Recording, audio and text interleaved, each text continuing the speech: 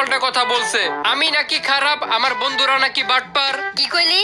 দাঁড়া, আজকে আমার একদিন কি কুদ্দুসের একদিন। আজকে কুদ্দুসের খবর আছে, চল আমরা দুজন মিলে কুদ্দুসকে মেরে আসি। চল। আচ্ছা, আমরা যে কুদ্দুসকে মারতে যাইতাছি, এই কুদ্দুসটা কে? আমার গার্লফ্রেন্ডের বাপ।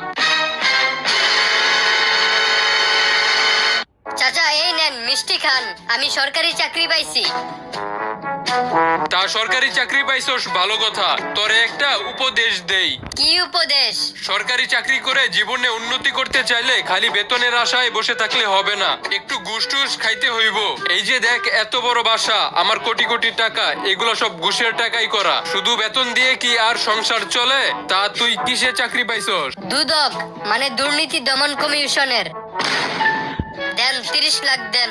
আমি তো তোর চাচা, আমার থেকে একটু কম রাখ।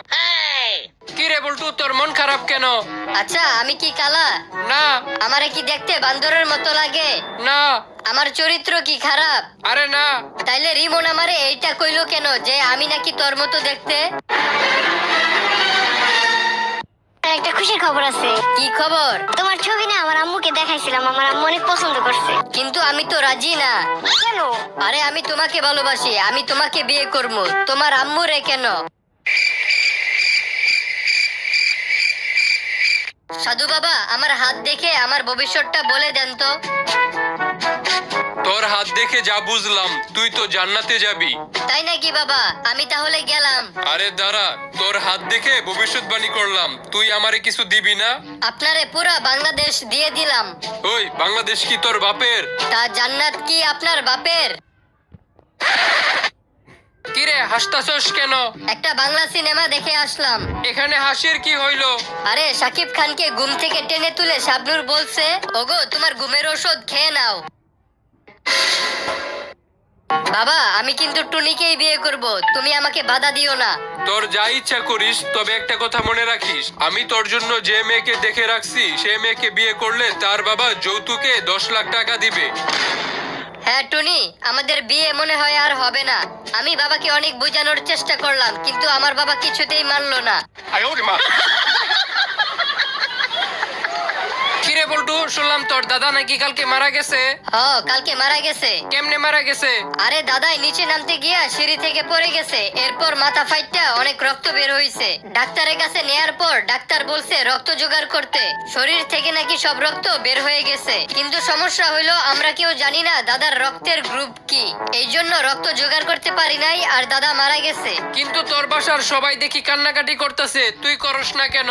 আরে আমি কেমনে কান্নাকাটি করবো? মরার সময় দাদা আমারে যে কথা বইলা গেছে সেটা মনে করে নিজেকে কন্ট্রোল করি। তোর দাদা কি বইলা গেছে? বলছিল, বল্টু বি পজিটিভ, বি পজিটিভ। আরে বলো, তোর দাদা তোরে পজিটিভ হইতে বলে নাই, তোর দাদা উনার রক্তের গ্রুপ বলতাছিল। ভাই আমার একটা ভালো দেখা শার্ট দেন তো। ভাই এটা তো লেডিসের দোকান। তাহলে আমার একটা ভালো দেখা লেডিস দেন। কিরে দৌড়াইতাছস কেন? আর কইস না, বাড়িতে 100 টাকা হারাইছে। আমার মা ওই 100 টাকা না খুঁজে আমাকে খুঁজতাছে।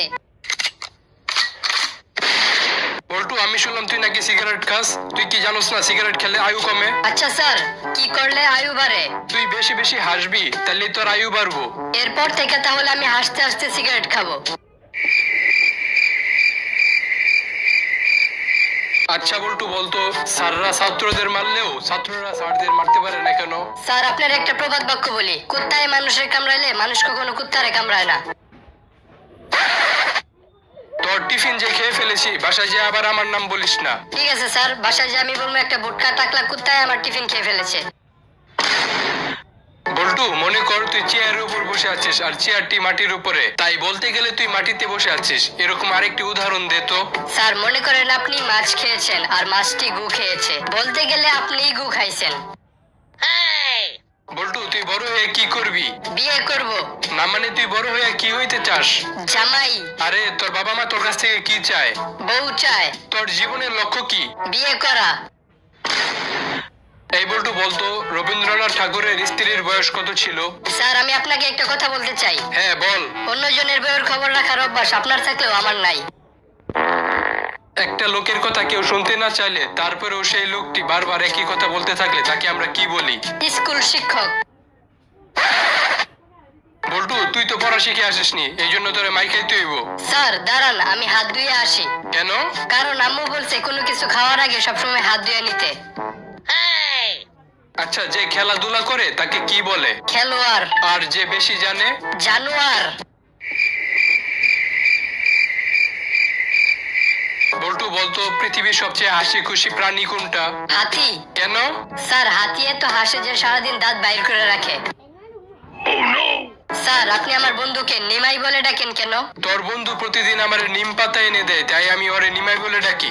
আচ্ছা, আমি যদি আপনাকে প্রতিদিন জাম পাতা এনে দেই তাহলে আপনি আমাকে কি বলে ডাকবেন? বাবা তুমি নাকি ঘুষ খাও? তুই কি এটা দেখেছিস? না বাবা, আমি তো দেখিনি, মানুষের থেকে শুনেছি। শোনা কথায় কান দিতে নেই। বল্টু, তুই নাকি পরীক্ষায় ফেল করেছিস? বাবা তুমি কি এটা দেখেছো? না, দেখিনি, কিন্তু শুনেছি। বাবা শোনা কথায় কান দিতে নেই। বাবা তোমার মাথার অনেকগুলা চুল দেখি পড়ে যাইতেছে। তোর মতো ফাজিল আর একটা শয়তান পোলার টেনশনের কারণে আমার চুলগুলা পড়তাছে। ও এখন বুঝছি দাদার সবগুলা চুল কেন পড়ে গেছে।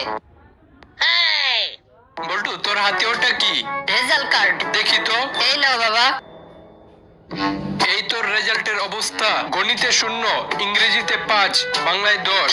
আরে আমি যখন ছাত্র ছিলাম তখন সব বিষয়ে 100তে 100 পেতাম। বাবা এটা তো আমার রেজাল্ট কার্ড না, আলমারি থেকে পেলাম, পিছনে তোমার নাম লেখা। আমার একটা চশমা কিনে দাও তো, আমি দূরের জিনিস দেখতে পারি না। আচ্ছা, তুই কি আকাশের মধ্যে সূর্যটাকে দেখতে পারতেছস? হ্যাঁ দেখতে পারতাছি। ওই হারামজাদা, আর কত দূরের জিনিস দেখতে চাস? আগে আমি যখন ছোট ছিলাম তখন বাজারে 10 টাকা নিয়ে যেতাম আর সবকিছু কিনে নিয়ে আসতাম, কিন্তু এখন 10 টাকা দিয়ে কিছুই পাওয়া যায় না। বাবা এখন যুগ পাল্টাইছে, দোকানে দোকানে সিসি ক্যামেরা লাগানো থাকে, চাইলে কেউ কিছু চুরি করতে পারে না। এই তুই দোকান থেকে কি ম্যাচ আনলি? একটা কাঠিও তো জ্বলে না। কি বলো বাবা, আমি তো প্রত্যেকটা কাঠি জ্বালায় জ্বালায় চেক করে নিয়ে আসলাম, তাও জ্বলে না। বল্টু, তুই নাকি মেয়েদের দিকে তাকাই থাকিস? আজকে থেকে তোর চরিত্র ঠিক করার জন্য তুই সব মেয়েদের মা বলে ডাকবি। বাবা এতে তো আমার চরিত্র ঠিক হয়ে যাব, কিন্তু তোমার চরিত্র তো নষ্ট হয়ে যাব। বল্টু, তুই প্রতিদিন 1 গ্লাস করে গরুর দুধ খাবি। কেন বাবা? কারণ গরুর দুধ খাইলে বুদ্ধি বাড়ে। বাবা এসব মিথ্যা কথা। মানে? গরুর দুধ খাইলে যদি বুদ্ধি বাড়তো তাহলে গরুর বাছুর বিজ্ঞানী হয়ে যেত। বল্টু, তোর পরীক্ষার রেজাল্ট দিয়েছে? হ্যাঁ বাবা। কই দেখি তো। এই নাও বাবা। এত কম নাম্বার কে? 2টা থাপ্পড় লাগানো উচিত। হ্যাঁ বাবা ঠিক বলছো, আমরা দুইজন মিলে যাই ওই স্যারটাকে থাপ্পড় দিয়ে আসি। বল্টু, আজকে তোর পরীক্ষা কিরকম দিলি? একটা প্রশ্নের উত্তর ভুল হয়েছে। ও আচ্ছা, তাহলে বাকিগুলোর উত্তর ঠিকঠাক দিছস? আরে না, বাকিগুলা লিখতেই পারি নাই। বল্টু, তোমাকে কালকে ফাঁসি দেওয়া হবে। কি বলেন? আমার ফাঁসি তো 1 মাস পরে দেওয়ার কথা। আপনি নাকি জজ সাহেবের পরিচিত লোক, তাই আপনার কাজটা আগে করে দিতে বললো। বল্টু, তোমার অপরাধের পরিমাণ কম থাকায় তোমাকে এইবারের মতো ছেড়ে দেওয়া হলো। ধন্যবাদ। এখন তোমার যদি কিছু বলার থাকে তুমি বলতে পারো। হুজুর আমি কি আমার চুরি করা টাকাগুলো নিয়ে যেতে পারি?